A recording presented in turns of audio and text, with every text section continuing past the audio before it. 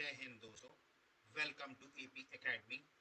आज हम लोग पढ़ेंगे गोंडवाना डायनेस्टी के बारे में। देखिए, लास्ट क्लास में हम लोगों ने बुंदेलखंड को कंप्लीट किया था और आज जो हम प्रिंसली स्टेट पढ़ने वाले हैं वो है गोंडवाना। ठीक है। देखिए, मेजर प्रिंसली स्टेट्स की अगर हम बात करें मध्य प्रदेश के, तो हमारा गोंडवाना बचा हुआ है और बघेलखंड। इसके अलावा हमने होलकर, सिंधिया, भोपाल और बुंदेल, ये तीनों चारों जो है हम वो कंप्लीट कर चुके हैं। ठीक। तो आज से हम शुरू करने वाले हैं गोंडवाना रियासत, गोंडवाना डायनेस्टी। कि गोंडवाना डायनेस्टी की अगर हम बात करें तो हमारे मध्य प्रदेश में दो माउंटेन रेंजेस हैं, पर्वत श्रेणियां हैं। एक है सतपुड़ा और दूसरी है विंध्याचल। ठीक है। मध्य प्रदेश में दो पर्वत की जो माउंटेन रेंजेस हैं, सतपुड़ा और विंध्याचल पर्वत श्रेणी, इनके बीच से एक नदी गुजरती है जिसका नाम है नर्मदा नदी। ठीक। तो विंध्याचल और सतपुड़ा जो पर्वतीय क्षेत्र है, इनके बीच से जो नर्मदा है, ठीक है, इसकी घाटी पे अगर हम बात करें मध्यकाल में, ठीक है, तो जो ये जो नर्मदा की घाटी है, ठीक है, तो इसमें मध्यकाल में तीन राज्य विकसित हुए थे। ठीक है। मतलब जो अपनी सतपुड़ा और विंध्याचल पर्वत श्रेणियां हैं, इनके बीच में जो बहती है नर्मदा नदी की घाटी में मध्यकाल में तीन राज्य विकसित हुए। ठीक है। सबसे पहला राज्य जो था वो था, जो सबसे पहला राज्य बना वो बना खेरला का राज्य। कौन सा राज्य बना? खेरला का राज्य। देखिए, गोंडवाना में अगर हम बात करें ना, तो इसमें तीन राज्य हुए हैं जो हमें पढ़ने हैं। सबसे पहला है खेरला का।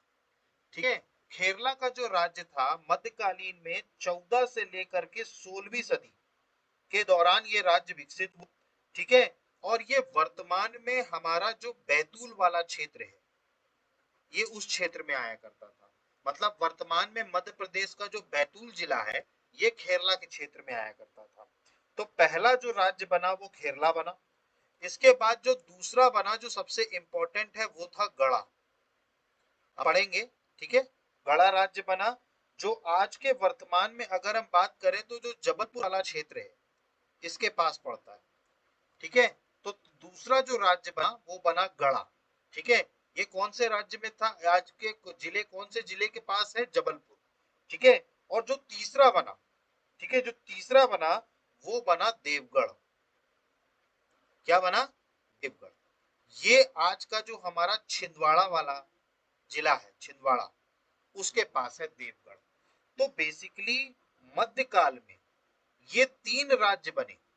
खेरला जो बैतूल के पास है, गढ़ा जो जबलपुर के पास है, और देवगढ़ जो छिंदवाड़ा में। इन तीनों राज्य में ही कौन सी डायनेस्टी थी? गोंडवाना डायनेस्टी। यहां पर गोंड लोग राज किया करते थे। ठीक है।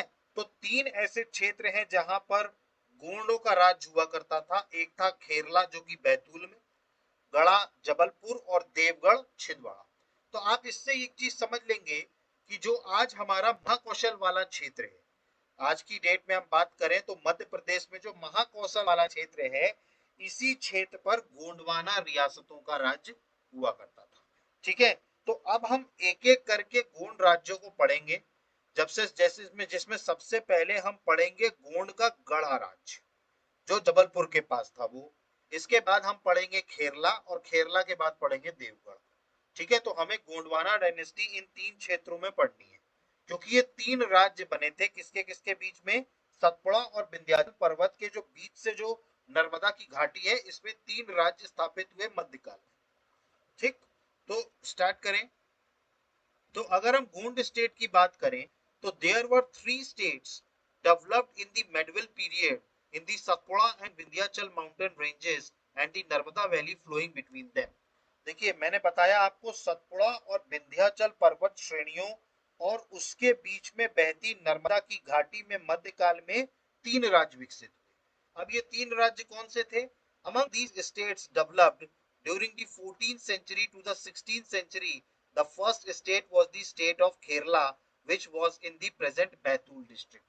मैंने आपको बताया सबसे पहला राज्य कौन सा बना? केरला का, जो प्रेजेंट टाइम पर कहां है? बैतूल डिस्ट्रिक्ट में। दूसरा अगर हम बात करें, the second state was the Gond state of Garha, which emerged in the Jabalpur region. मैंने आपको बताया कि जो दूसरा राज्य बना वो बना गढ़ा राज्य, गोंडों का। जो कौन से क्षेत्र में बना, जबलपुर क्षेत्र में। और जो तीसरा था जो 15th सेंचुरी में बना into a large state, the third state was the Gond state of Devgarh which spread in the present Seoni Chhindwara district। देखिए अभी प्रेजेंट टाइम पर जो सिवनी और छिंदवाड़ा वाला जो क्षेत्र है, ठीक है, वहां पर जो तीसरा गोंड स्टेट डेवलप हुआ वो हुआ देवगढ़। ठीक है, अब मैंने आपको बताया ना 3 स्टेट डेवलप हुए। अब जो हम सबसे पहला पढ़ने वाले हैं वो पढ़ने वाले हैं ये जो जबलपुर रीजन में मिला, जो 15वीं शताब्दी में हुआ और काफी बड़े स्केल में डेवलप हुआ, वो था गोंड स्टेट ऑफ गढ़ा। ठीक है, तो गढ़ा ऑफ गोंड किंगडम, गोंड राज्य का गढ़ा। ठीक है, इनमें अगर हम बात करें, गढ़ा की अगर हम बात करें, तो यहां पर गोंडों की अगर हम बात करें, तो यहां पर इस किंगडम के अगर हम बात करें, गोंड में गढ़ा जो रीजन है ये अपना जबलपुर के पास है, मैंने आपको बताया। ठीक है, इसके अलावा अगर हम बात करें तो यहाँ पर कटंगा नाम की भी एक जगह है। ठीक है, मतलब वहां पर भी ये फैला था गोंड किंगडम, जिससे बाद में इनका नाम बदल के क्या हो गया, गड़ा कटंगा, और फिर बाद में मंडला बना, जिससे क्या बन गया, गड़ा मंडला। तो एक एक करके हम देखते जाते हैं कि गड़ा में गोंड किंगडम क्या क्या था। After the fall of the Kalchuris and the Tandelas, there was no central power in this region politically for 2 centuries. But after that, in the beginning of the 15th century, a strong state was formed in this region under the Gond kings, which existed for about 375 years. देखिए, कलचुरी और चंदेलाओं के पतन के बाद इस क्षेत्र में तकरीबन 2 सदी तक, 2 सेंचुरीज तक कोई भी राजनीतिक रूप से कोई भी केंद्रीय सत्ता नहीं थी। मतलब there is no strong state. ठीक है, मतलब there is no central power in this region among 2 centuries. उस 2 शताब्दी तक यहां पर कोई भी केंद्रीय सत्ता नहीं रही। उसके बाद अगर हम बात करें तो 15वीं शताब्दी में, 15th सेंचुरी में अगर हम बात करें, तब उसके प्रारंभ में गोंड राज्यों के अंतर्गत एक सुदृढ़ राज्य, मतलब स्ट्रॉन्ग स्टेट, एक सुदृढ़ राज्य निर्मित हुआ, जो लगभग 350 साल तक मौजूद रहा। मतलब 375 ईयर्स, 450 साल तक। ठीक है, तो 450 साल तक ये क्या रहा, अस्तित्व में रहा। ये 15वीं शताब्दी में है। This state of the Gonds was famous from time to time by the names of Gada, Gadakandaka, Katanga, and Gadamandala. When Gond king Narensa shifted the capital from Ramnagar to Mandala around 1700 AD, Gada state came to be known as Gada Mandala state, and in Marathi and British sources of 18th century it was called Gada Mandala only. ठीक है, देखिए ये जो राज्य था, ठीक है, कौन सा राज्य, गोंड का, गोंडों का। ये राज्य समय समय पर इसने अपने नाम बदले, मतलब पहले ये गढ़ा कहलाता था, फिर ये बाद में गढ़कटंगा कहलाने लगा, और फिर बाद में क्या प्रसिद्ध हुआ, गढ़मंडला के नाम से। इसे 17वीं शताब्दी में हम देखेंगे, गोंड के एक राजा थे नरेंद्र शाह, ये हम आगे पढ़ेंगे अभी। ठीक है, ये मैं अभी अर्लीस्ट बता रहा हूं। तो 17वीं शताब्दी के आसपास गोंड राजा थे नरेंद्र शाह। इन्होंने जब अपनी राजधानी को रामनगर से बदल के मंडला किया, ठीक है, मतलब राजधानी जो थी इनकी, देखिए हम गोंडों में गढ़ा के जो गोंड थे, इनमें हम देखेंगे कि इनकी राजधानियां भी वक्त वक्त के हिसाब से बदलेंगी। ठीक है, तो इनके जो राजा थे नरेंद्र शाह, उन्होंने अपनी राजधानी को रामनगर से बदल करके कहा स्थापित कर दिया था, मंडला में। ठीक है, तब से ये स्टेट क्या कहलाने लगा, गढ़ा मंडला। ठीक है, मतलब जैसे ही गोंड राजा नरेंद्र शाह ने रामनगर से राजधानी हटाकर मंडला करी, तब से गढ़ राज्य क्या बन गया, गढ़ा मंडला राज्य के नाम से जाने जाने लगा। और 18वीं सदी के मराठी और अंग्रेजी सूत्रों में इसे गढ़ मंडला ही कहा गया। इसको क्या बोला गया, गढ़ मंडला। मतलब उस टाइम पर मराठी और ब्रिटिश सोर्सेज जो मिले हैं उसमें इसको गढ़ मंडला ही कहा गया। ठीक, इसके बाद बात करें The sources of information about Gondwana state includes। अब देखिए गोंडवाना रियासत की जानकारी के सूत्र क्या क्या है। देखिए किसी भी चीज के सूत्र से ही हमें इतिहास पढ़ते हैं। इतिहास का मतलब ही होता है कि कोई ना कोई कॉन्क्रीट एविडेंस होता है, या कहीं लिखा हो, या कोई स्थापत्य हो। तो ऐसे ही गोंडवाना राज्य के भी जो रियासत है, इनकी जानकारी के सूत्र क्या क्या है। तो सबसे पहले अगर हम बात करें तो लिटरेरी सोर्सेज मतलब लिखित में, जिसे हम साहित्यिक सोर्स कहते हैं। लिटरेरी सोर्स को क्या बोला जाता है? साहित्यिक सोर्स। इसमें आपका आता है अकबरनामा, जो कि अबुल फजल ने लिखा था। इसके अलावा है गणेश वर्ण रूप वर्मना। ठीक है, तो ये दो दो साहित्य स्त्रोत्र हैं, एक तो अकबरनामा और दूसरा गणेशनन परवर्णनम नमा। ठीक है, ये तो लिटरेरी सोर्स हो गए। इसके अलावा आर्कियोलॉजिकल सोर्सेज भी हैं कई, जिसमें आता है Ramnagar inscription, Dhanuka inscription, Gond monuments and inscription engraved on them, coins of Gond rulers. अब देखिए गोंडवाना रियासत के बारे में इनके पुरातात्विक सूत्र से भी पता चलता है। आर्कियोलॉजिकल का मतलब होता है पुरातात्विक, तो पुरातात्विक सूत्रों से भी पता चलता है, जिसमें रामनगर का अभिलेख इंस्क्रिप्शन, इसके अलावा धनुका का अभिलेख, गोंड के जो स्मारक थे मॉन्यूमेंट्स, ठीक है, और इन पर उत्कृष्ट लेख, इन पर जो मॉन्यूमेंट्स बने, इन पर जो इंस्क्रिप्शन लिखा गया, इसके अलावा गोंड राज्य के सिक्के, ये भी एक बहुत ही बड़ा आर्कियोलॉजिकल सोर्स ऑफ इंफॉर्मेशन थे गोंडवाना रियासत के। इसके बाद बात करें British publications and articles like Sleeman's article published in 1837, captain Ward in the settlement report of Mandla district.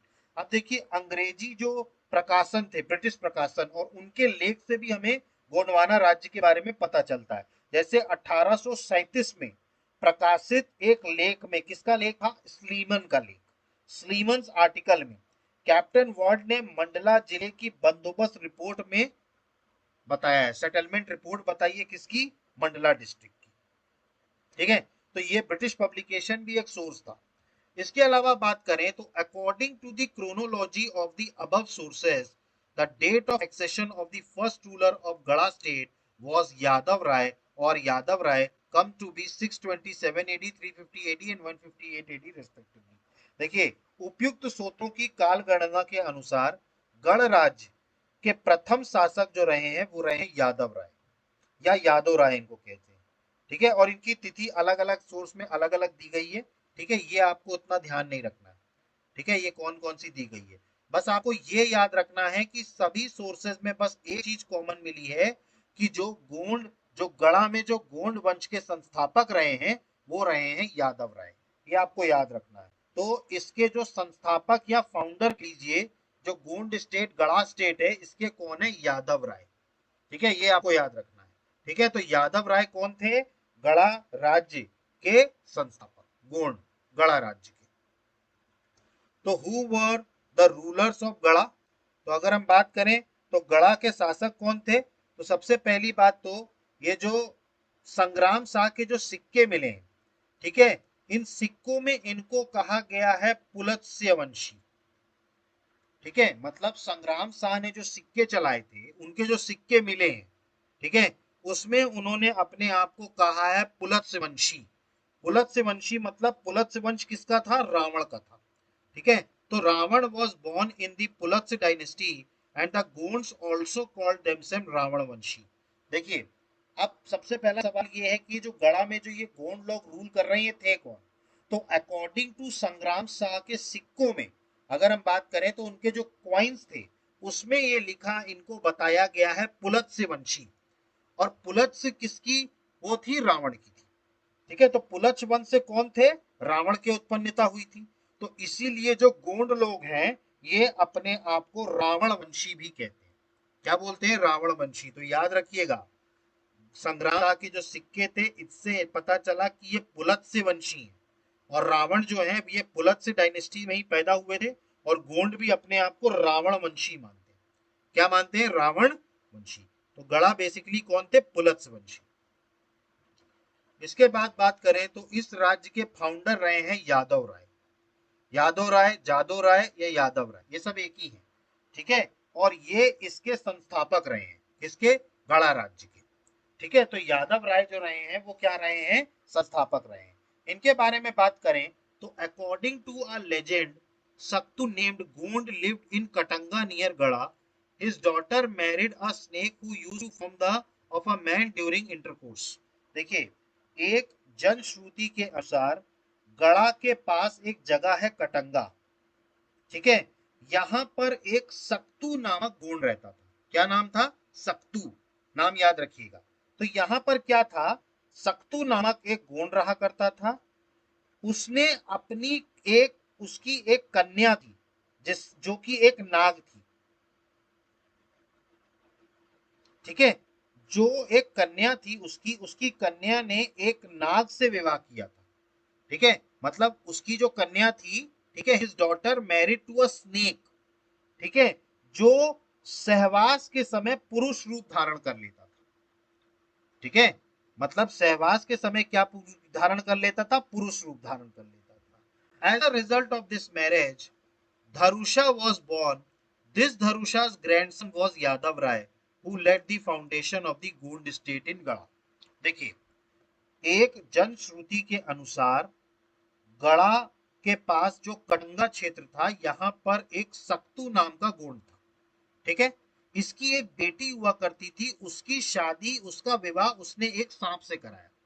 तो वो सांप क्या था? इंटर कोर्स के टाइम या हम कहें सहवास के समय पे पुरुष रूप धारण कर लेता था, और इन्हीं से एक बच्चा पैदा हुआ जिसका नाम था धरुषा, ठीक है। और इसी धरुषा के जो पोते हैं वो कौन है? यादव राय, ठीक है। तो इसी जो धरुषा है, ठीक है, इसी के पौत्र हैं यादव राय, जिसने गड़ा में गोंड राज्य की नींव रखी। Who laid the foundation of the Gond state in Garha, ठीक है। तो यादव राय किस तरीके से आए, समझ में आया, ठीक।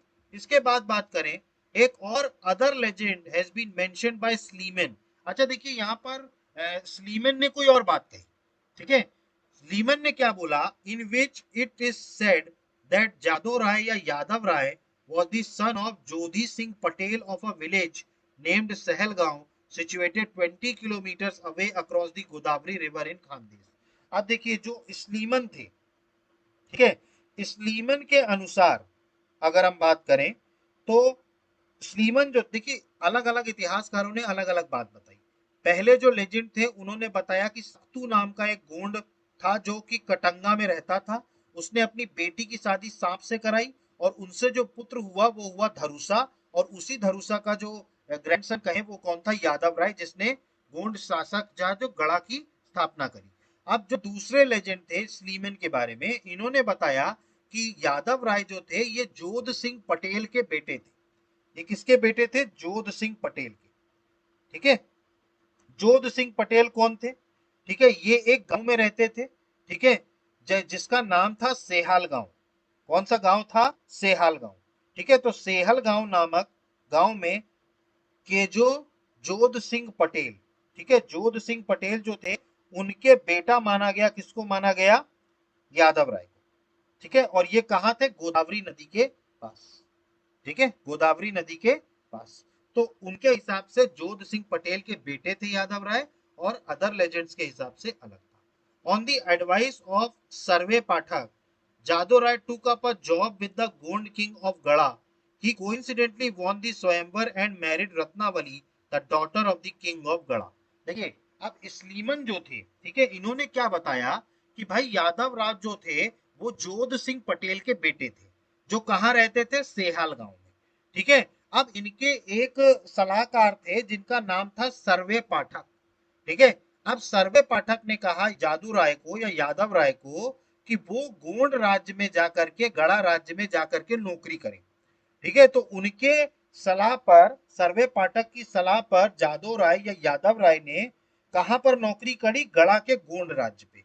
अब वहां पर जब ये वहां पहुंचे तो उसी टाइम पर वहां की जो उनकी पुत्री थी, ठीक है, जिनका नाम था रत्नावली, ठीक है, जिनका नाम क्या था? रत्नावली, ठीक है।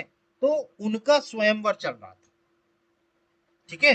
तो जो स्वयंवर चल रहा था वो उनकी बेटी रत्नावली का चल रहा था, ठीक है। और वो स्वयंवर में एक जो पक्षी है वो उड़ाया गया, और वो पक्षी जिसके कंधे पर जाकर के बैठता, रत्नावली उसे ही क्या पहनाती? हार पहनाती। तो ये जब ये वहां पहुंचे तो वो जो पक्षी था वो इनके कंधे पर जाकर के बैठ गया। तो इस तरीके से रत्नावली का विवाह किससे हो गया? आपके यादव राय से, ठीक है। और रत्नावली के कारण, रत्नावली से इनको गोंड राज्य, जो गढ़ा राज्य था, वो जो है वो उनको मिल गया, यादव राय को, ठीक है। तो after the death of the king of Garha, his son in law Jadav Rai ascended the throne of Gada and according to his promise he made Sarve Patak his prime minister. देखिए क्या हुआ, मैं आपको बता रहा हूं, दो थ्योरी है। यादव राय गोंड राज्य के जो संस्थापक रहे हैं, ये तो तय बात है कि यादव राय रहे, लेकिन यादव राय के बारे में दो थ्योरीज निकल के आती है। एक थ्योरी ऐसी है कि सक्तु नामक गोंड राजा था, गोंड था, जो कटंगा में रहता था। उसने अपनी बेटी की शादी एक सांप से करी थी, जो सहवास के टाइम पर आदमी बन जाता था। इनकी शादी से एक बेटा पैदा हुआ धरुषा, और इसी धरुषा का पौत्र था यादव राय, जिसने गोंड राज्य में स्थापना करी गड़ा वंश की, गोंड स्टेट की। इसके बाद जो अनदर राइटर थे हिस्टोरियन स्लीमेन, वो कुछ और बताते हैं। वो ये बताते हैं कि जोध सिंह पटेल नाम के एक व्यक्ति थे जो सेहल गांव में रहते थे। इनके बेटे का नाम था यादव राय, ठीक है, ये खानदेश में रहते थे। अब इनको एक बार सर्वे पाठक ने ये सलाह दी कि इनको जो है नौकरी करनी चाहिए, और उनकी सलाह पर ये कहा नौकरी करने पहुंच गए, गोंड के राजा गड़ा के जो राजा थे गोंड, उनके यहाँ। अब उसी टाइम पर उनकी बेटी का स्वयंवर चल रहा था, और स्वयंवर में वो जो पक्षी था वो इनके कंधे पर आके बैठ गया। इस तरीके से गोंड राजा के बेटी की शादी किससे हो गई, रत्नावली की शादी यादव राय से। ठीक है, अब जब गोंड राजा की डेथ हुई, तब जाहिर सी बात है कि उत्तराधिकारी कौन बनेगा, इनका दामाद कौन था, यादव राय।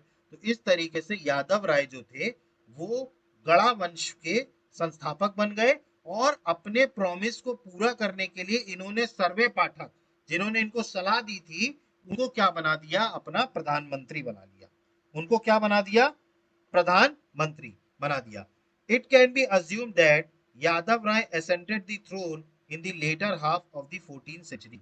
तो ये माना गया कि यादव राय जो थे, ये एक तरीके से गोंड राज्य के संस्थापक बने 14वीं शताब्दी के उपरांत, ठीक है, लेटर हाफ में, 14 सेंचुरी के लेटर हाफ में बन गए। तो इस तरीके से यादव राय जो है वो, उन्होंने गढ़ा में गोंड राज्य की स्थापना की। क्लियर हुआ, यादव राय आपको समझ में आए। अब यादव राय के बाद जो उनके उत्तराधिकारी हैं, ठीक है, उनके बारे में देखिए ज्यादा नहीं पढ़ना अपने को, अपन को सिर्फ उनके नाम याद रखने हैं कि यादव राय के बाद कौन कौन उनका उत्तराधिकारी बना। ठीक, तो यादव राय की अगर हम बात करें तो इनके जो सक्सेसर बने वो कौन कौन बने, तो ये कहां मिलता है अपन को, अबुल फजल की किताब। देखिए अबुल फजल की जो किताब है अकबरनामा, उसमें रूलर्स का सीक्वेंस लिखा है। गढ़ा में जो गोंड राज्य था उसमें यादव राय के बाद अगले कौन कौन राजा हुए, ये सीक्वेंस में लिखा है। तो इसमें जो अगले राजा थे वो थे खारजी, फिर इसके बाद थे गोरखशाह दास, इसके बाद थे सुखान दास, फिर अर्जुन दास, और फिर संग्राम शाह। संग्राम को ही क्या कहा जाता है, मैं आगे पढ़ाऊंगा आपको, ठीक है। संग्राम शाह को क्या कहा जाता है, आमरदास, ठीक है। तो हम ये देखेंगे। तो इनके जो उत्तराधिकारी थे, ठीक है, इनके बारे में दिया हुआ है अबुल फजल की किताब अकबरनामा में। इसके बाद जो यादव राय के बाद जो अगले बनते हैं वो बनते हैं खारजी। खारजी के बाद बनते हैं गोरक्षदास। इसके बाद बनते हैं सुखान दास, और सुखान दास के बेटे थे अर्जुन दास, ठीक है, और अर्जुन दास के बेटे थे अमरदास, जिनको बाद में संग्राम शाह कहा गया, ठीक है। तो अब हमें पढ़ना है, ठीक है। तो अगर हम यहाँ पर बात करें, ठीक है, तो ये जो अर्जुन दास है, ठीक है, थोड़ा सा मैं आपको यहाँ पर बता रहा हूँ नॉलेज के लिए। ये जो अर्जुन दास थे, ठीक है, ये सिखों के जो पहले सिख गुरु थे, सिखों के जो पहले सिख गुरु थे गुरु नानक देव जी, जो पहले सिख गुरु थे गुरु नानक देव जी, ये अर्जुन दास के ही शासन काल में उन्होंने गढ़ा राज्य की यात्रा करी थी, ये आपको याद रखना है। ये जो अर्जुन दास थे, इन्हीं के समय में कौन आए थे, गुरु नानक देव जी। अब गुरु नानक देव जी कौन थे, सिखों के सबसे पहले गुरु, गुरु नानक देव जी। इन्होंने गढ़ा राज्य की यात्रा करी, किसके अंडर में, जब अर्जुन दास थे, ठीक है। अब आपको ये याद रखना है, अर्जुन दास के दो बेटे थे, एक थे अमरदास, ये आपको याद रखना है, और दूसरे जो थे वो थे जोगी दास। इनके दो बेटे थे, एक थे अमरदास और दूसरे थे जोगी दास। अब अर्जुन दास जो थे ये आमर दास को ही क्या बनाना चाहते थे, अपना उत्तराधिकारी। लेकिन आमर दास के साथ क्या थी, इनकी बनती नहीं थी अर्जुन दास की। तो एक बार क्या हुआ, आमर दास जो थे वो नाराज होकर के इनसे चले गए, ठीक है। और फिर इस बात से अर्जुन दास बहुत ज्यादा गुस्सा हो गए और अर्जुन दास ने किसको उत्तराधिकारी बना दिया, जोगीदास को। मतलब अमरदास जो थे वो चले गए और इनको किसको बना दिया, अर्जुनदास ने जोगीदास को। अब जब ये बात अमरदास को पता चली तो इन्होंने सबसे पहले अपने पिता अर्जुनदास की हत्या करी और उसके बाद अपने छोटे भाई किसकी हत्या करी, जोगीदास की। ठीक है, जोगीदास की हत्या करी, ठीक है। और अमरदास इस तरीके से क्या बन गए, गड़ा राज्य के राजा बन गए। ठीक है, तो गड़ा राज्य के अर्जुन दास के बाद अगले जो राजा बने वो कौन बने, अमरदास, जिनको संग्राम शाह भी कहा जाता है। अब इनको संग्राम शाह क्यों कहा गया ये हम आगे पढ़ेंगे। ठीक है, अभी आपको याद रखना है अर्जुन दास के दो बेटे थे, अमरदास और जोगीदास। इन्होंने किसको उत्तराधिकारी बने, अमरदास। इसके अलावा बात करें तो इन दी Ramnagar inscription engraved in 1667 AD, Sangram Shah is mentioned as the son of Arjun Das as the son of Gorakh Das और गोरखशाह दास as the son of Dandi राय। मतलब देखिए रामनगर इंस्क्रिप्शन में थोड़ा सा वो अलग है, सीक्वेंस अलग है। अबुल फजल का जो अकबर नामा है उसमें सीक्वेंस थोड़ा सा अलग है। ठीक है, लेकिन आपको ये याद रखना है अर्जुन दास के बाद जो अगले राजा बने वो बने आमर दास। ठीक है, तो आपको ये याद अब देखिए यहाँ पर अकबरनामा में दो चीजें और दी हैं, ठीक है, जिसको आपको याद रखना है। सबसे पहला तो ये है, अबुल फजल सेज दैट ऑल्दो संग्राम शाह सन दलपति Shah was not from a good family, the Chandela of Mahoba Saliwahan married his daughter to him। देखिए ये पॉइंट मैं आगे बताऊंगा, ठीक है, अभी आप इस पॉइंट को सिर्फ नोट करिए। ठीक है, इस पॉइंट का पूरा सिग्निफिकेंस मैं आगे बताऊंगा। ठीक है, जब संग्राम शाह के बेटे के बारे में पढ़ेंगे, दलपति शाह के बारे में, ठीक है, तब मैं आपको बताऊंगा कि चंदेल वंश की राजकुमारी के साथ इनका विवाह हुआ था। ठीक है, और उस टाइम पर चंदेल वंश के राजा थे कीरत सिंह चंदेल, ये हम आगे पढ़ेंगे। ठीक है, इनको सालीवाहन ही कहा गया।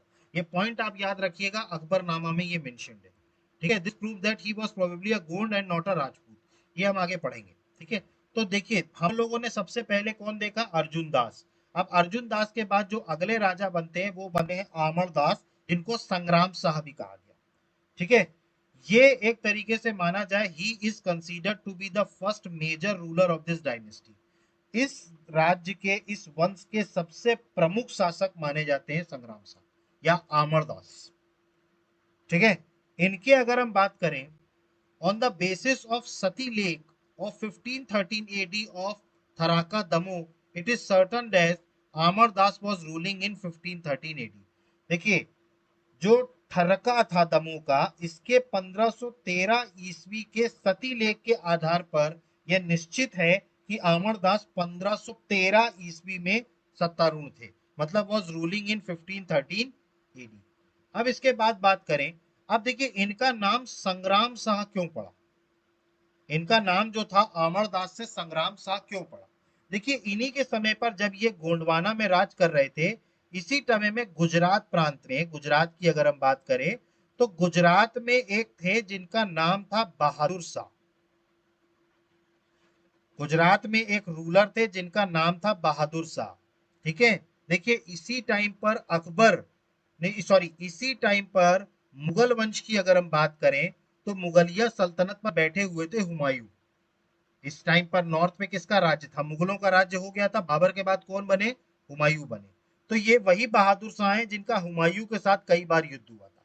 तो जब हुमायूं के साथ इनका युद्ध चल रहा था, तब इसी बहादुर शाह की मदद किसने करी थी, अमरदास ने। देखिए ये गुजरात के सुल्तान थे बहादुर, ये रायसेन की विजय के लिए, मतलब रायसेन का किला जीतने के लिए आए, रायसेन। ठीक है, तो रायसेन विजय पे उस टाइम पर इनकी सहायता किसने करी, अमरदास ने। किसकी, गुजरात के बहादुर शाह, सुल्तान बहादुर शाह की।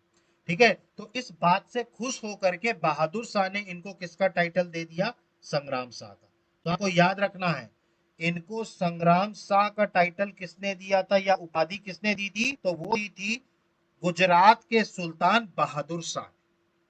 क्यों दी थी, क्योंकि इन्होंने उनका रायसेन जो कैंपेन था, ठीक है, उसमें आमर दास ने उनकी मदद करी थी। तो इस खुशी में आकर के संग्राम शाह उनको क्या दिए थे, उपाधि दी गई थी। ठीक है, ये चीज क्लियर हुई। ठीक, इसके बाद अगर हम बात करें, अब देखिए इनके दो बेटे थे। अगर हम संग्राम शाह की बात करें तो संग्राम शाह के दो बेटे थे, एक का नाम था दलपति शाह और एक का नाम था चंद्र।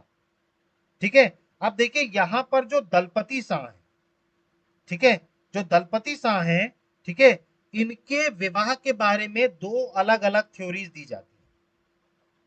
ठीक है, देखिए मतलब हालांकि दोनों थ्योरी सेम है लेकिन अलग अलग थ्योरीज दी गई। देखिए दलपति शाह की अगर हम बात करें तो अकॉर्डिंग टू अकबरनामा, ये आपको याद रखना है। देखिए किसके अकॉर्डिंग क्या लिखा गया है। देखिए अकबरनामा के अनुसार दलपति शाह का जो विवाह हुआ था, ये एक चंदेल राजा थे जिनका नाम था सालीवाहन। मैंने अभी आपको एक पॉइंट बताया था, आपको बोला था कि ये पॉइंट आप नोट करके रखिएगा, इसके बारे में हम आगे पढ़ेंगे। तो यही है, अकबरनामा में ये लिखा है कि दलपति शाह की शादी सालीवाहन नाम का एक चंदेल राजा था, उसकी बेटी से हुई जिसका नाम था दुर्गावती, रानी दुर्गावती। ये दुर्गावती नाम आप देखेंगे जबलपुर में बहुत मशहूर है, आगे हम पढ़ेंगे दुर्गावती के बारे में। तो अकॉर्डिंग टू अकबरनामा ये कहा गया कि दलपति शाह का विवाह चंदेल राजा सालीवाहन की पुत्री दुर्गावती के साथ हुआ था। ठीक है, लेकिन अगर हम बात करें स्लीमन और कनिंगम की, स्लीमन और कनिंगम, देखिए उस टाइम पर कौन थे, ब्रिटिश जो थे वो भी लिखा करते थे। तो ब्रिटिश लिटरेचर के मुताबिक ये जिनको सालीवाहन बताया गया है अकबरनामा में, इन्होंने बताया कि ये सालीवाहन कोई और नहीं थे, ये कालिंजर के राजा थे। कालिंजर के राजा थे कीरत सिंह चंदेल, कीरत सिंह चंदेल। इनकी एक बेटी थी दुर्गावती जिससे विवाह हुआ था दलपति शाह। तो अकबरनामा के मुताबिक सालीवाहन थे और इनके मुताबिक कौन थे, कालिंजर के राजा कीरत सिंह चंदेल। इनकी पुत्री थी दुर्गावती जिसका विवाह किसके साथ हुआ, दलपति शाह के साथ। तो दलपति शाह का विवाह किसके साथ हुआ, रानी दुर्गावती के साथ, रानी दुर्गावती के साथ। अकबरनामा के अकॉर्डिंग ये चंदेल वंश के राजा सालीवाहन की पुत्री थी और स्लीमर या कनिंगम के मुताबिक ये कालिंजर के राजा कीरत सिंह चंदेल, ठीक है, इनकी थी। तो ये जो सालीवाहन जिसको कहा गया है अकबरनामा में, ये बेसिकली कीरत सिंह चंदेली है। ठीक है, तो इनकी बेटी थी। ठीक है, तो ये याद रखना है। तो दलपति शाह इनके बेटे का विवाह किससे हुआ था, रानी दुर्गावती से। अब हम रानी दुर्गावती के बारे में आगे पढ़ेंगे, बहुत इंपॉर्टेंट है ये। According to Akbarnama Dalpati Shah was married to Durgavati daughter of Chandel king Salivahan, मैंने बोला। इसके बाद बात करें Smith and Cunningham, according to, clear है। ठीक है, आगे बढ़ते हैं अपन। इसके बाद बात करें, at the time of Sangram Shah Gond kingdom included 52 forts, therefore he is also called बावन गढ़ाधिपति। देखिए संग्राम शाह के समय में अगर हम बात करें तो इन्होंने 52 किलो को जीता था, 52 गढ़ जिसे हम फोर्ट कहते हैं या किला कहते हैं, तो इन्होंने 52 गढ़ों को जीता था, इसीलिए इनको 52 गढ़ाधिपति भी कहते हैं, 52 गढ़ाधिपति। संग्राम शाह को, संग्राम शाह के समय में 52 किले जीते थे इन्होंने। ठीक, इसके अलावा अगर हम बात करें संग्राम शाह के टाइम पे तो इनके कुछ सिक्के भी चला करते थे संग्राम शाह के। तो इनके जो gold silver and copper coins of Sangram Shah time have been found, mention is found of 3 gold coins of his time, one round, second coin square, third coin circular. देखिए इनके समय पर, संग्राम शाह के समय पर सोने के, चांदी के और तांबे के सिक्के मिले।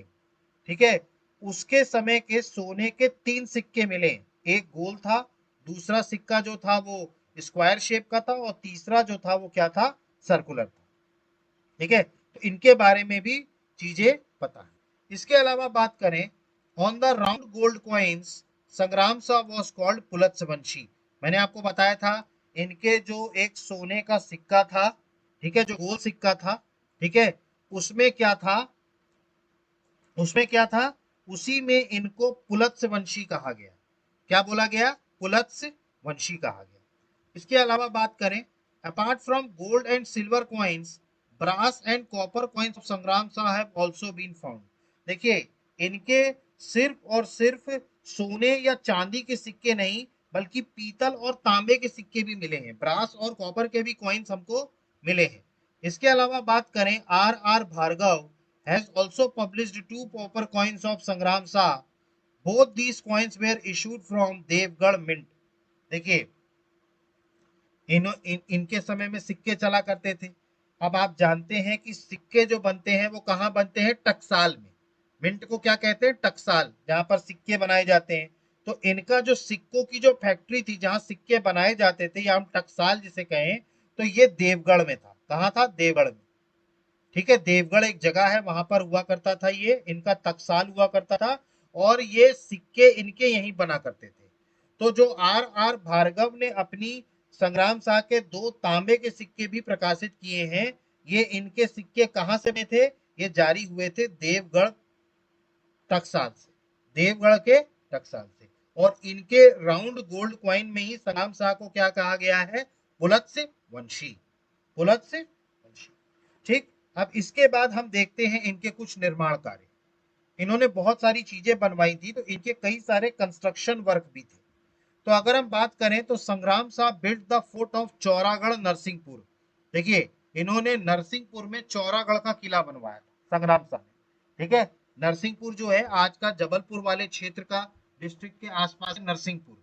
ठीक है, तो नरसिंहपुर में चौरागढ़ का किला है, ये किसने बनवाया था? संग्राम शाह ने। इसके बाद बात करें तो he settled a village named Sangrampur Damoh near the Singaurgarh fort.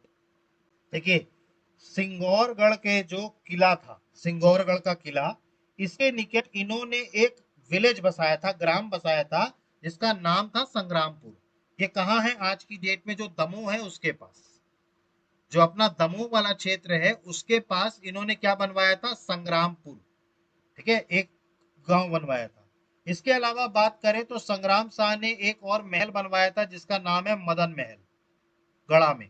देखिए, आज भी आप जाएंगे जबलपुर, तो जबलपुर में आपको मिलेगा मदन महल। ठीक है, ये मदन महल जो है, ये भी किसने बनवाया था? संग्राम शाह ने बनवाया था। इसके अलावा बात करें तो इसके अलावा this ruler also build the संग्राम सागर पॉन्ड नियर गढ़ा एंड बैजना मठ ऑन इट्स बैंक। देखिए, इन्होंने गढ़ा के निकट संग्राम सागर तालाब बनवाया। ठीक है, और उसी के तट पर बनवाया था बाजना मठ। ठीक है, तो बाजना मठ जो था वो इसी शासक ने क्या हुआ था? बनवाया था। ठीक है, तो आपको याद रखना है इन्होंने क्या क्या बनवाया। एक तो चौरागढ़ का किला बनवाया नरसिंहपुर में। ठीक है, इन्होंने एक गांव बनवाया जिसका नाम था संग्रामपुर, सिंगौरगढ़ के किले के पास दमोह में। इसके अलावा संग्राम शाह ने जो है मदन महल बनवाया गढ़ा में। ठीक है, इसके अलावा अगर हम बात करें तो इन्होंने संग्राम सागर जी तालाब बनवाया, और उसी के तट पर क्या बनवाया? बाजना मठ। ठीक है, तो ये सारे इनके बनाए हुए जो कंस्ट्रक्शंस थे, ये हमने देखा। ठीक है, अब इनके समय पर जो कुछ ना कुछ देखा जाए तो स्कॉलर्स की अगर हम बात करें, patron of scholars and patron of literature. देखिए, ये साहित्य के संरक्षक थे, क्योंकि ये खुद भी साहित्यकार थे। ठीक है, तो इनके समय में कई सारे स्कॉलर्स जो थे वो इनके समय में इनके उस दरबार में थे। अब ये चूंकि खुद भी स्कॉलर थे, ठीक है, इसीलिए इन्होंने संस्कृत की एक कविता लिखी थी, जिसकी किताब का नाम था रस रत्न माला। ये आपको याद रखना है, इन्होंने एक संस्कृत काव्य ग्रंथ लिखा था, रस रत्न माला। इसकी रचना किसने करी थी? संग्राम शाह ने। यह लिटरेचर था इनका। इसके अलावा बात करें, he also invited scholars from Mithila. देखिए, मिथिला जो है वो आज की डेट में जो नेपाल वाला क्षेत्र है, ठीक है, जो कभी मिथिला हुआ करता था, याद करिए। ठीक है, रामायण में मिथिला, सीता माता जहाँ की थी, मिथिला, तो ये बेसिकली क्या हुआ करता था? नेपाल वाला क्षेत्र हुआ करता था। तो वहां से इन्होंने कई सारे जो विद्वान थे उनको आमंत्रित किया था मिथिला से, और उन्हीं में से एक विद्वान थे जिनका नाम था दामोदर ठक्कर। ठाकुर लिखा हुआ है, इनका नाम है ठक्कर। ये नाम चेंज कर लीजिएगा, ये कौन थे? ठक्कर। दामोदर ठक्कर, ठीक है। और ये किसके भाई थे? महेश ठक्कर के, ठाकुर नहीं है, ठक्कर है, ठीक है। तो ये कौन, एक विद्वान कौन थे? दामोदर ठाकर, ठीक है, जो एक प्रसिद्ध विद्वान महेश ठक्कर के,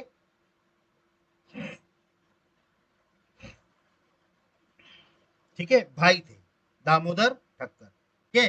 तो जो संग्राम शाह थे, इन्होंने कई सारे विद्वानों को बुलवाया था, कहां से? मिथिला से। इसी के बाद बात करें, during his reign Damodar Thakkar wrote books named Sangram Shahi विवेक दीपिका और दिव्य निर्णय। देखिए, आपको ये दो किताबों के नाम याद रखने हैं। किसने छपवाया है ये किताब किसने लिखी है? दामोदर ठक्कर ने, ठीक है। पहला है संग्राम साहित्य विवेक दीपिका, संग्राम साहित्य विवेक दीपिका, और दूसरी जो ग्रंथ है वो कौन है? दिव्य निर्णय, ठीक है। तो इन दोनों ग्रंथों की रचना किसने करी? दामोदर ठक्कर ने, दामोदर ठक्कर। क्लियर हुआ? ठीक। तो ये थे अपने कौन? संग्राम सा, या जिनको हम कहेंगे आमरदास, ठीक है। अब इनकी मृत्यु के बाद इनके बेटे गद्दी पर बैठते हैं, जिनका नाम था दलपति सा। इनकी मृत्यु के बाद इनके बेटे गद्दी पर बैठे हैं, जिनका नाम था दलपति सा, ठीक है। देखिए, दलपति शाह का शासनकाल बहुत ज्यादा समय का नहीं रहा है, ठीक है। ये संग्राम शाह के बड़े बेटे थे, एल्डेस्ट सन थे दलपति शाह, ठीक है, ठीक है। तो इनके बाद जो गद्दी पर कौन बैठे? इनके बड़े बेटे दलपति शाह। देखिए, दलपति शाह के बारे में आपको ज्यादा कुछ नहीं पढ़ना है, क्योंकि इनका शासन महज 7 साल का रहा। 7 साल में इनकी डेथ हो गई थी। आपको बस इनमें इतना याद रखना है कि दलपति शाह ने जो था, अपनी राजधानी, जो पहले गढ़ा राजधानी हुआ करती थी, उस राजधानी को बदल करके क्या कर दिया था? सिंगौरगढ़, ठीक है। तो इन्होंने क्या किया था? दलपति शाह जब राजा बने, तो इन्होंने अपनी राजधानी को गढ़ा से कहां कर दिया? सिंगौड़गढ़। कहां पे? दमोह के पास। मैंने आपको बताया था ना, दमोह के पास सिंगौड़गढ़ का किला, ठीक है। तो दलपति शाह ने ही गढ़ा से राजधानी को कहां शिफ्ट किया? सिंगौड़गढ़, ठीक है। इसके बाद बात करें, according to Abul Fazal, Dalpati Shah died in the 7th year of his reign. मैंने आपको बताया, ये ज्यादा टाइम तक राज्य नहीं कर पाए। इनका इनका महज जो है 7 साल ये राज कर पाए, और 7 साल के अंदर में ही क्या हो गई? इनकी डेथ हो गई। अब जो इनका बेटा था, जो अगला गद्दी पर बैठा, जिसका नाम था वीर नारायण, ठीक है, वो उस टाइम पर महज 5 साल के थे। कितने थे? 5 साल के थे, ठीक है। तो दलपति शाह के बाद उनका बेटा गद्दी पर बैठा, वीर नारायण, जो कि सिर्फ 5 साल का था। अब देखिए, दलपति शाह जो थे, ठीक है, इनका बेटा जो था वो बिल्कुल अयोग्य, मतलब अयोग्य मतलब का है, बहुत छोटा था, 5 साल का था सिर्फ वीर नारायण, ठीक है। तो मैंने आपको बताया था, दलपति शाह की शादी हुई थी रानी दुर्गावती से, याद करिए। कालिंजर के राजा कीरत सिंह चंदेल, उनकी बेटी थी दुर्गावती, उनकी शादी हुई थी दलपति शाह से, पढ़ाया था मैंने। तो दलपति शाह की मृत्यु के बाद, चूंकि इनके बेटे बहुत छोटे थे वीर नारायण, तो उनकी जगह पर, मतलब राजा तो वही बने, गद्दी पर वही बैठे, लेकिन अब जाहिर सी बात है कि इतने छोटा बच्चा तो राज कर नहीं सकता, तो इनके एक गार्जियन बने थी, या हम कहें संरक्षिका कौन बनी थी? रानी दुर्गावती। तो बेसिकली बैठे सिर्फ वीर नारायण गद्दी पर थे, लेकिन असली राज्य कौन चला रहा था? रानी दुर्गावती, जो कि इनकी संरक्षिका थी, गार्जियन थी। क्यों? क्योंकि वीर नारायण जो थे वो क्या थे? बहुत छोटे थे, ठीक है। तो दलपति शाह की डेथ जो हो गई थी वो 7 साल में ही हो गई थी। अब देखिए, इनमें एक चीज और याद रखनी है, दलपति शाह के समय में मिथिला के जो विद्वान थे महेश ठक्कर, ठीक है, इनके बारे में भी दिया हुआ है, ठीक है। महेश ठक्कर ने बहुत सारी किताबें किसमें लिखी है? संस्कृत में, ठीक है। तो महेश ठक्कर जो थे, इन्होंने बहुत सारी ग्रंथ किसमें लिखे हैं? संस्कृत में। इसके अलावा बात करें, तो इनके समय में एक और विद्वान हुआ करते थे, जिसका नाम था केशव लौगाक्षी, ठीक है। तो केशव लौगाक्षी जो नामक विद्वान भी दलपति शाह के दरबार में थे। इन्होंने, ये किसके एक्सपर्ट हुआ करते थे? मीमांसा, न्याय और धर्मशास्त्र, and he wrote books on these subjects. देखिए, ये बेसिकली किसके विद्वान हुआ करते थे? मीमांसा, न्याय और धर्मशास्त्र, ठीक है, इनके ज्ञाता हुआ करते थे और इन्होंने इसी विषयों पर क्या लिखे, ग्रंथ लिखे। ठीक है, तो आपको दलपति शाह के टाइम पर एक चीज याद रखना है, दलपति शाह जो थे इनके टाइम पर दो स्कॉलर्स आपको याद रहे हैं, महेश ठक्कर और दूसरे कौन थे, केशव लोगाक्षी।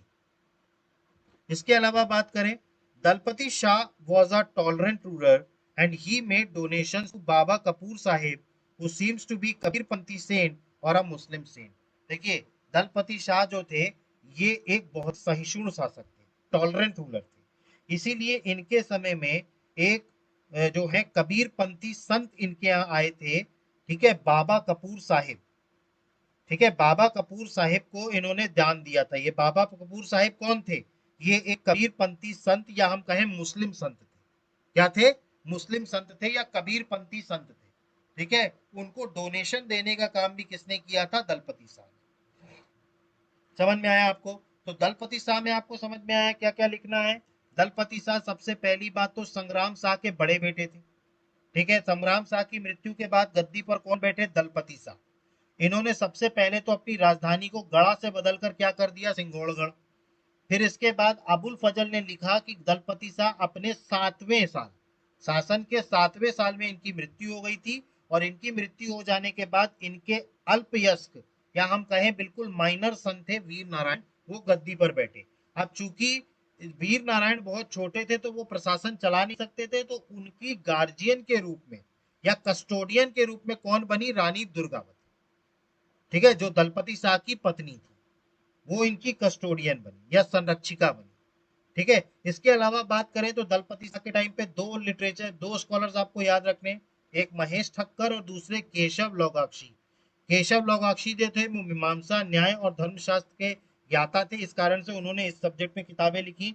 और चूंकि ये बड़े सहिष्णु राजा हुआ करते थे दलपति शाह, इसी कारण से जब बाबा कपूर साहिब जो एक कबीरपंथी संत या हम कहें मुस्लिम संत थे, उनको भी क्या दे दिया था, इन्होंने दान दिया था। ठीक है, तो ये थे दलपति शाह। अब दलपति शाह के बाद जो अगले गद्दी पर बैठते हैं वो बैठते हैं वीर नारायण। ठीक है, और रानी दुर्गावती। मैंने आपको बताया था कि वीर नारायण जो थे वो बहुत छोटे थे। ठीक है, वो महज 5 साल के थे, तो इसी कारण से उनकी भले ही गद्दी पर वो बैठे थे लेकिन प्रशासन कौन चला रहा था, रानी दुर्गावती। तो इनके बारे में अगर हम बात करें, after the death of दलपति Shah, the queen on the advice of two important officers named Adhar Caste and Man Brahmin placed Veer Narayan on the throne and kept the real power in her own hands। देखिए, जब दलपति शाह की मृत्यु हुई, ठीक है, तो रानी दुर्गावती जो थी ये सती होना चाहती थी। ये आपको याद रखना है, ये पॉइंट लिखा नहीं है, मैं आपको बता रहा हूं। रानी दुर्गावती जो थी ये सती होना चाहती थी। सती होना क्या होता है आप जानते हैं। तो जब दलपति शाह की मृत्यु हुई तो उसके बाद रानी दुर्गावती जो थी वो सती होना चाहती थी। अब इसी टाइम पर दलपति शाह के दो प्रमुख अधिकारी हुआ करते थे, एक का नाम था आधार कायस और दूसरा का नाम था मान ब्राह्मण। ठीक है, तो एक थे आधार कायस और दूसरे का नाम क्या था, मान ब्राह्मण। ये दो प्रमुख अधिकारी हुआ करते थे। इन्होंने रानी को समझाया कि देखिए वीर नारायण ऑलरेडी छोटे हैं और आपको शासन संभालना होगा, क्योंकि वीर नारायण क्या है, अभी गद्दी पर बैठे हैं और ये बहुत छोटे हैं। ठीक है, तो इनकी सलाह मानते हुए रानी दुर्गावती ने इनकी सलाह मानते हुए मान ब्राह्मण और आधार कायस्थ, इन दोनों की सलाह मान करके इन्होंने वीर नारायण को गद्दी पर बिठाया और असली जितनी भी ताकत थी वो सब अपने हाथ में रखी। मतलब ये गार्डियन के रूप में या कस्टोडियन के रूप में इन्होंने सत्ता संभालनी शुरू करी। क्लियर हुआ? तो इस तरीके से इन्होंने अपना जो एडवाइस थी वो बदल दी। अब रानी दुर्गावती की अगर हम बात करें तो इन्होंने सबसे पहला काम क्या किया, राजधानी का वापस से बदलाव किया। अब इन्होंने राजधानी को सिंगौरगढ़ से ले गई चौरागढ़। चौरागढ़ कहाँ है, नरसिंहपुर में। चौरागढ़ कहाँ है, नरसिंहपुर में।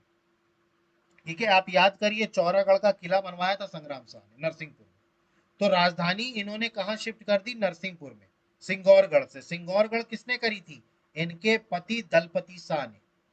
सबसे पहले गढ़ा, देखिए गोंडों की सबसे पहली राजधानी हुआ करती थी गढ़ा। गढ़ा से सिंगौरगढ़ कौन ले गए थे, दलपति शाह। जो सिंगौरगढ़ कहाँ है, आज के दमोह के पास। इसके बाद बात करें तो सिंगौरगढ़ से अब चौरागढ़ कौन ले गई? रानी दुर्गावती। ठीक है, वो कहां पे है? नरसिंहपुर में। इसके अलावा अगर हम बात करें, Abul Fazal writes that the queen had a conflict with the Miana Afghans in which she was victorious. देखिए, जो इस टाइम पर रानी ने, ठीक है, अबुल फजल ये लिखते हैं कि रानी का संघर्ष मियाना अफगानों से हुआ जिससे वे विजयी हुई।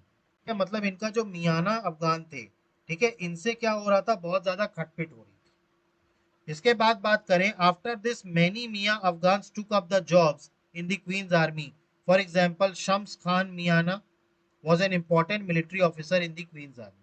देखिए, अब चूंकि मियाना अफगानों के साथ इनका कुछ ना कुछ कन्फ्लिक्ट चलता रहता था, इसके बाद अनेक मियान अफगानों ने रानी की सेना में नौकरी कर ली। मतलब रानी की सेना में इन्होंने नौकरी शुरू कर दी। और इसमें एक व्यक्ति हैं जिनका नाम है शम्स खां। कौन है? शम्स खां मियानी। ठीक है, ये इनके एक बहुत ही प्रमुख महत्वपूर्ण सैन्य अधिकारी थे। ठीक है, ये कौन थे? बहुत ही महत्वपूर्ण सैन्य अधिकारी। इसके बाद बात करें, eight this time Baz Bahadur the ruler of Malwa attack but he failed and the queen defeated him and drove him away. देखिए, इसी टाइम पर जो मालवा वाला क्षेत्र है, यहाँ पर एक राजा थे जिनका नाम था बाज बहादुर। कौन थे? बाज बहादुर। ठीक है, इनकी रानी का भी नाम आपने सुना होगा, रूपमती। इनकी रानी का नाम था रूपमती। ठीक है, अपन आगे पढ़ेंगे बाज बहादुर के बारे में, मालवा जब पढ़ेंगे तो बाज बहादुर इस टाइम पर राजा थे। और बाज बहादुर ने दुर्गावती के ऊपर, गोंडवाना की उस टाइम पर संरक्षिका कौन थी? दुर्गावती।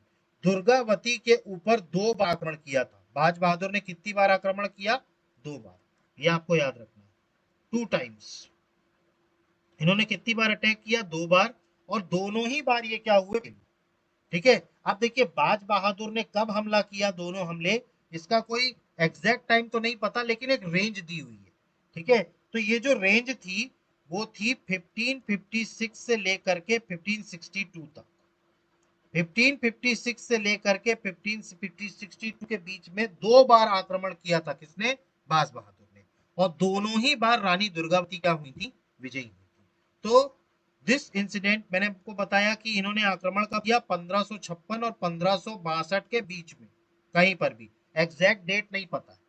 ठीक है, तो 1556 से लेकर के 1562 के बीच में किया। ठीक है, Rani Durgavati fame spread everywhere after defeating the fame ruler of Malwa. अब जब इन्होंने बाज बहादुर को हरा दिया, तो इनकी जो ख्याति थी वो पूरे शासकों में विख्यात हो गई कि भाई रानी दुर्गावती ने किसको हरा दिया? बाज बहादुर को, जो कि मालवा के क्या थे? शासक थे। ठीक, तो ये पहला संघर्ष था जो रानी दुर्गावती का हुआ था। किसके साथ? बाज बहादुर के साथ, जिसमें ये विजयी हुई। इसके बाद इनका संघर्ष होता है मुगलों के साथ। देखिए, अब इस टाइम पर मुगल शासक कौन थे? अगर हम 1556 से बात करें तो 1556 में मुगलों के शासक कौन बने थे? अकबर। याद करिए, हुमायूं की डेथ हुई थी, और हुमायूं की डेथ के बाद अगले शासक कौन बने? अकबर। और अकबर जो थे, ये एक विस्तारवादी सोच वाले शासक थे। मतलब जिनका ये था कि हमें मुगल साम्राज्य को विस्तार करना है। तो ये जो मुगल हैं, ये अलग अलग क्षेत्रों पर आक्रमण कर रहे थे। तो इसी टाइम पर अकबर ने अपने एक कमांडर, अकबर के एक कमांडर थे जिनका नाम था आसफ खान। कौन थे? आसफ खान। ठीक है, तो अकबर के एक वो थे, क्या कहते हैं, ठीक है, सूबेदार थे। मतलब एक तरीके से कहा जाए तो मुगलों के सूबेदार थे। ठीक है, तो इनका नाम था आसफ खान। इनको गढ़ा राज्य पर आक्रमण करने की जिम्मेदारी दी गई। गढ़ा राज्य पे इस टाइम पर कौन थी? रानी दुर्गावती। कौन थी? रानी दुर्गावती। तो यहाँ पर जो मुगल सूबेदार थे आसफ खान, इनकी लड़ाई होती है रानी दुर्गावती से। ये जो थी, ये गढ़ा राज्य पे क्या किया? आसफ खान ने आक्रमण किया। और इस टाइम पर रानी कौन थी? रानी दुर्गावती। तो इस तरीके से मुगल और रानी दुर्गावती एक दूसरे के सामने आए, और इस युद्ध का नाम था नरई का युद्ध, बैटल ऑफ नरई।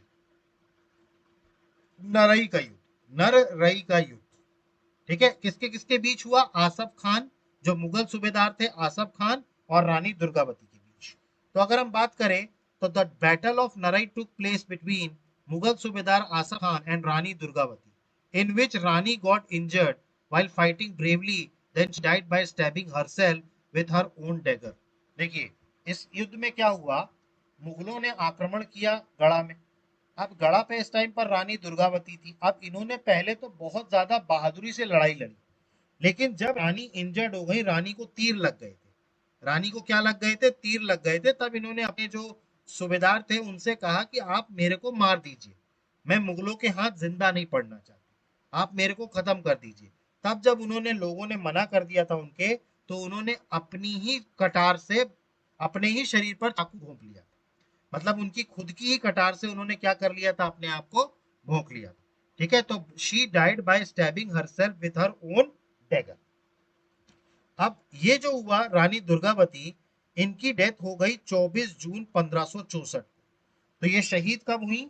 रानी दुर्गावती वीर गति को प्राप्त कब हुई? 24 जून 1564 को। इसीलिए आप देखिए 24 जून को बलिदान दिवस मनाया जाता है मध्य प्रदेश शासन के द्वारा।